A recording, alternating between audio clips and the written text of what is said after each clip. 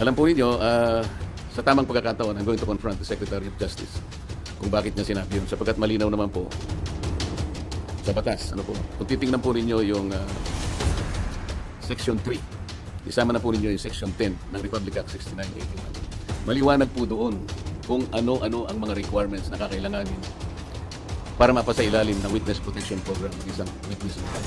Hindi po kasama doon yung restitution.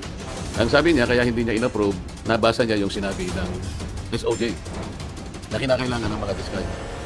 Ibalik nila yung kanilang nakuhang hindi kanila.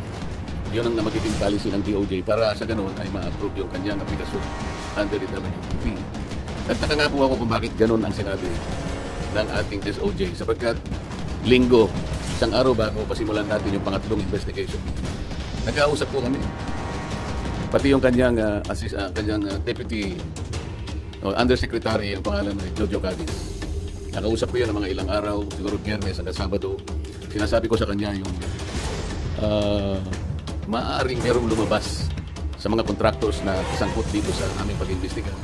Sapagkat nagpapadala sila ng kilos na maaaring may magsabi and they will come into the So I was looking at the possibility of granting them provisional immunity. Ang sabi naman nung Yusek Cadiz, mabuti po kanya i-repair ko rin sa ating SOJ. Sabi ko, tama-tama yan. Hanggang sa araw nga ng linggo, nag-ausap kami ito. At tahasan niyang sinabi sa akin, pwede yan, sabi niya sa akin. Alam niyo naman si Secretary Boying Rimulya, matalik kong kaibigan niya, matagal kami nagsama sa Senado. So pinanghawakan ko yung kanyang sinabi sa akin. Alam mo naman kanya, ang Senado ay kabatakan natin yan, lalo na sinusulong natin yung whistleblowers na. Sige kanya, panindigan natin yan. So matibay po yung aking paniwala, malakas ang aking loob, kaya sumulat nga ako at inirekomenda ko nga na siya mapasailan itong mag-asawang diskaya sa Witness Protection Program. So ako'y nalulungkot kung bakit ginawa yun, nagpahayag ng gano'n ang ating Secretary of the Department of Justice. At yun naman ang ginawang basihan ng ating Senate President na hindi nga niya pwedeng pirmahan yung aking sulat.